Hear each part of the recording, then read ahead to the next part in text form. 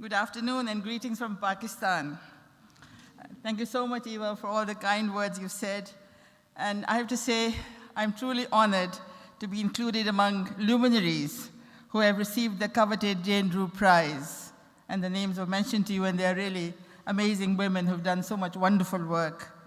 If truth be told, I feel a bit of an intruder, I have to say. Having given up my practice some 20 years ago and pursuing a mid-course correction by foregoing iconic extravagance in order to pursue democratic architectural norms which could be considered non-architecture by some. On hearing the news, I was surprised to be included among lifetime creators of stellar architecture.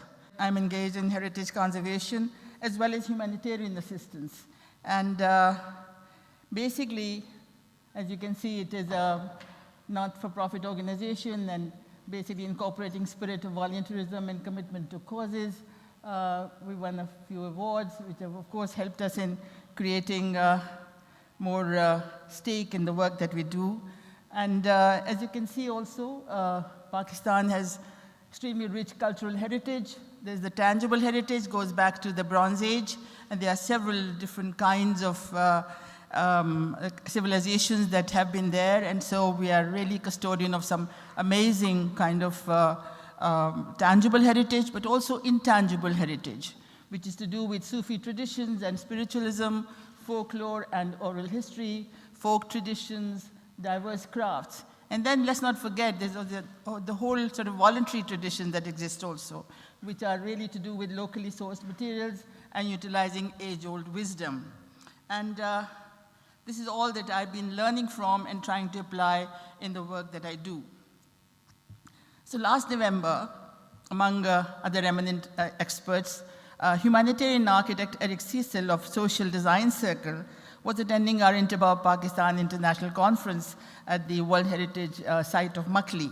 And I introduced him to Nayyar Ali Dada, saying, "Meet the best known architect of Pakistan." And he looked at me and said, "But Yasmeen, I thought you were the one."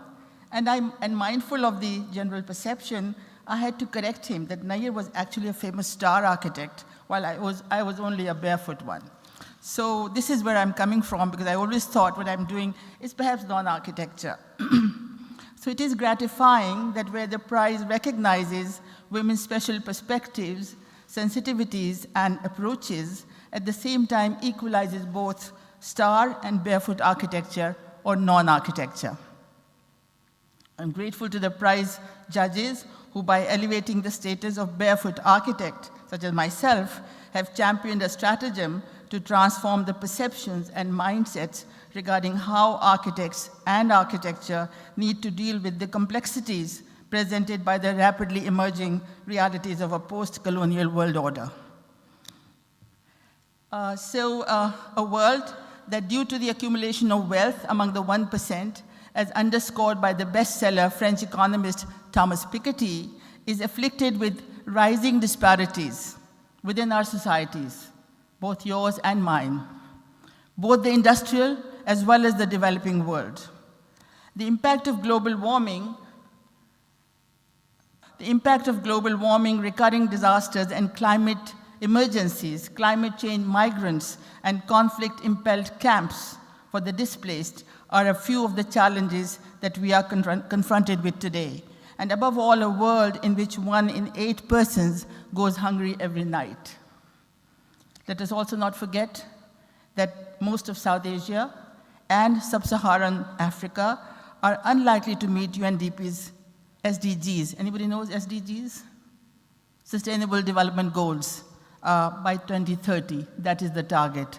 But I doubt if many of them will be able to reach it. So do such revelations impel us, especially the design professionals, and I believe lots of you are here today, to pay attention to the other 99% for providing both social and ecological justice?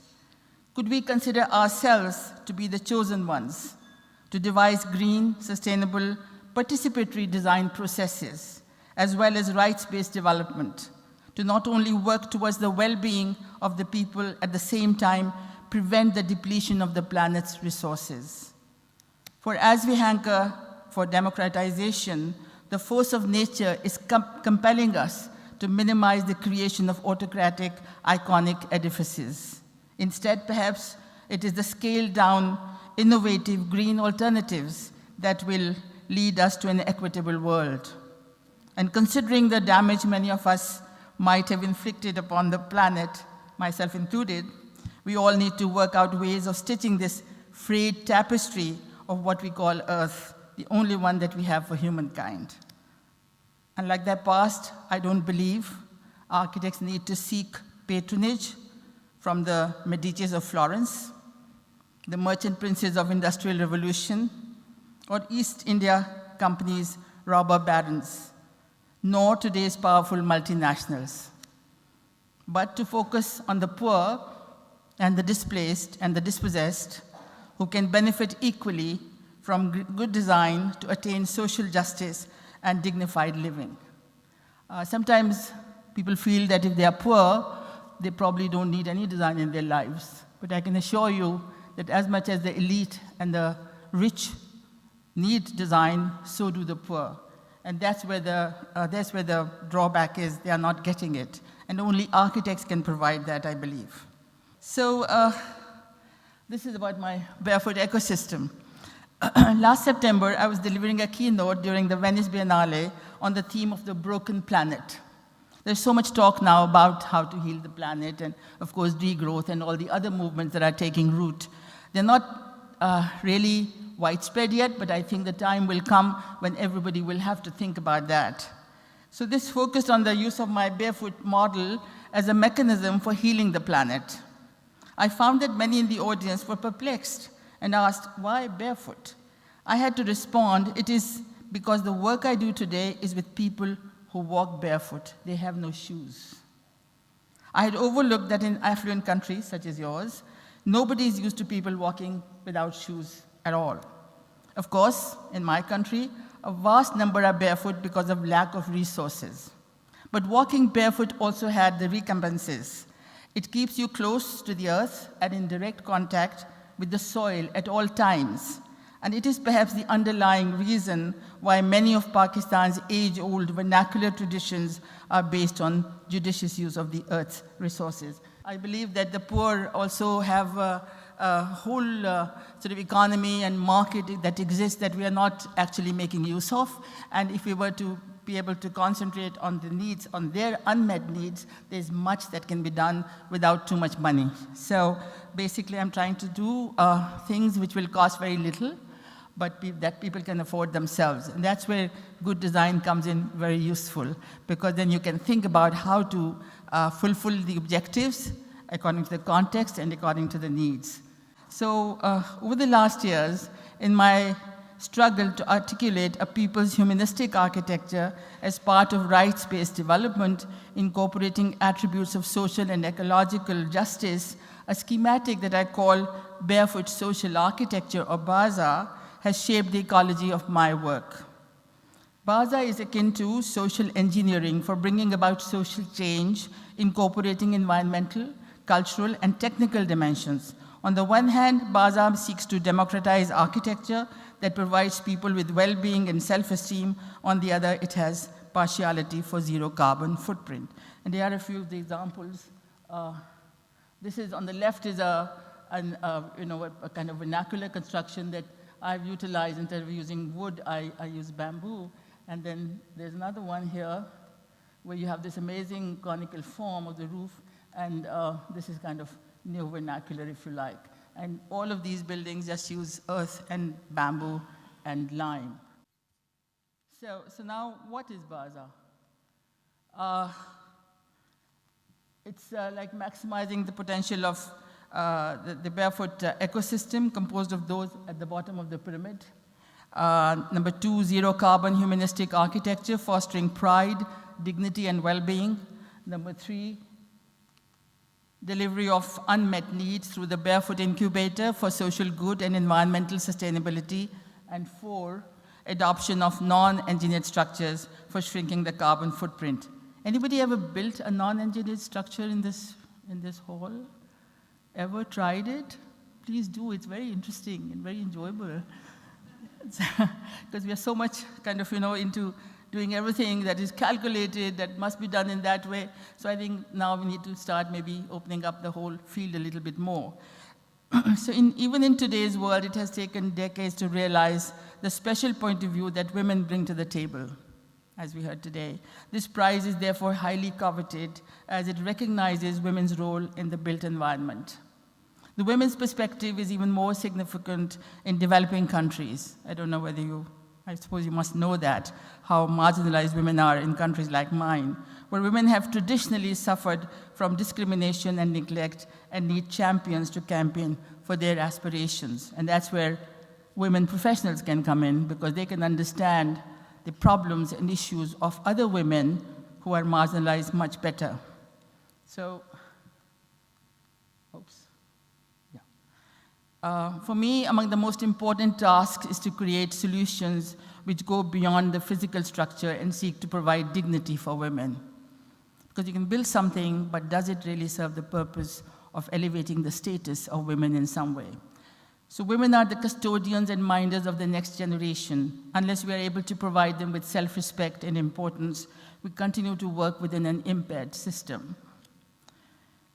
In my work today, it is women who are spearheading transformation within their society by learning zero carbon and ancient ceramic craft skills, making Mother Earth products such as natural organic soap, dung or sawdust briquettes, charcoal toothpaste, plantation and food security endeavors, clean earthen Pakistan chula stoves for health and bamboo and thatch projects. So this is, I just brought some slides to show you how women are getting involved in doing things and the kind of products they're making, not for the rich, but for the poor. What I tell them is don't worry about the elite. You don't have to bother about them, because the whole ecosystem, the barefoot ecosystem is so huge. There's such a big market there. We need to really make products for the poor, and they seem to be doing well. In the project that we did last year, where something like 230, mostly women, but also men, were trained in barefoot skills. And I am very pleased to report to you that 70% of them have risen above the poverty line in the last 14 months. So my barefoot model seems to be working, which I'm very happy about. So now they are spearheading transformation within their society by learning the zero carbon and ancient crafts, etc. And now, today I no longer wish to be known as the author of my work. This is the effect that I've got from the work I've been doing. For it is only a platform and a canvas that I create in a lexicon fashioned by earth, lime, and bamboo, which is then amplified with drawings and colors by the participants, but in which I can take pride only as a collaborator. Thus, the owners become equal partners in design. And this is how they do it. If this was concrete or burnt brick or materials like that, they would not have had the courage even to express their creativity. But here you see it's mud and earth that they are used to, and look at the design, creative design that they come up with. So, and this is on the left is a hand pump, and then this is the zero carbon earthen Pakistan chula that I designed. And if I show you the next slide, on the left is what the women make of it. On the one hand, I use sustainable materials such as earth, lime, and bamboo, all materials that are renewable and locally sourced and therefore are highly sustainable. These also provide the most economical combination for construction.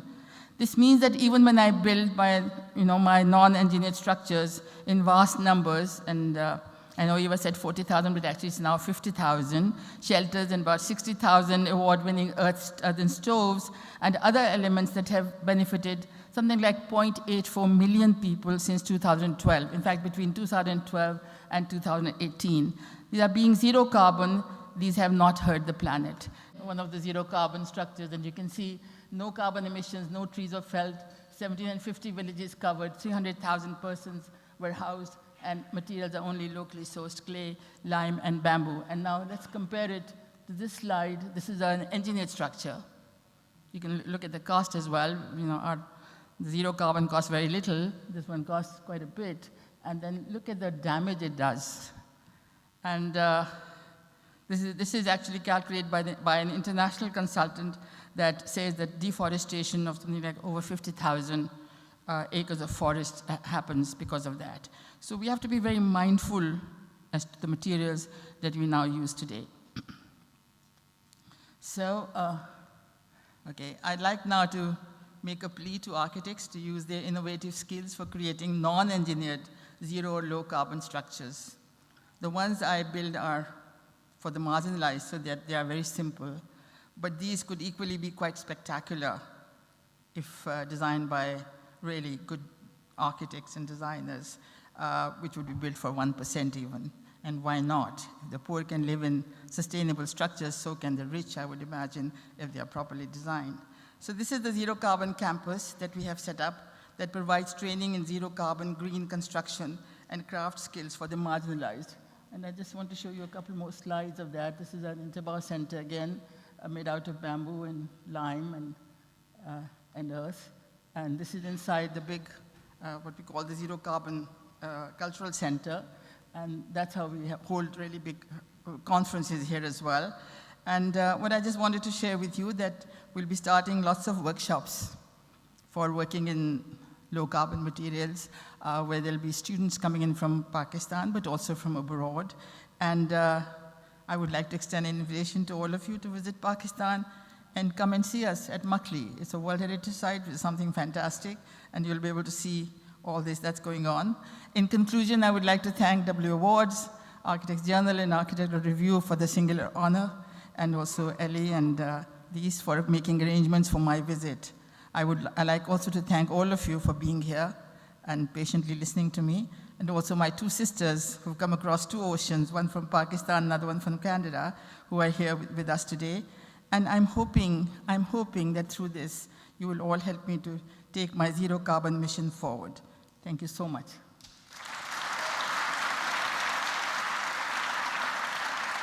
Thank you.